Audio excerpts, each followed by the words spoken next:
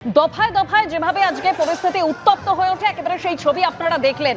তবে গতকাল রাত থেকে এই উত্তপ্ত পরিস্থিতির সূত্রপাত হয়। গতকাল রাতে এবিভিপির সমর্থকরা তারা যাদবপুর বিশ্ববিদ্যালয়ের ভেতরে ঢুকে তারা রীতিমতো এসএফআই এর পতাকা ছিঁড়ে ফেলে, সেখানে আগুন ধরিয়ে দেয়। এসএফআই এর সমর্থকদের মারধর করা হয় বলে অভিযোগ সামনে আসে। পাল্টা অভিযোগ আবার এবিভিপির সমর্থকরাও তারাও করেন যে তাদেরকেও মারধর করা হয়।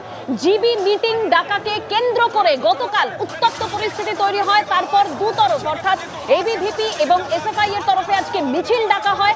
সেই মিছিলকে কেন্দ্র করে যে উত্তপ্ত পরিস্থিতি আজকে দফায় দফায় তৈরি হয় সেই ছবি আপনারা দেখলেন। গতকাল যাদবপুর থানার সামনে সর্বরী মুখোপাধ্যায় বিধায়ক তিনি কি বলেছিলেন শোনাবো।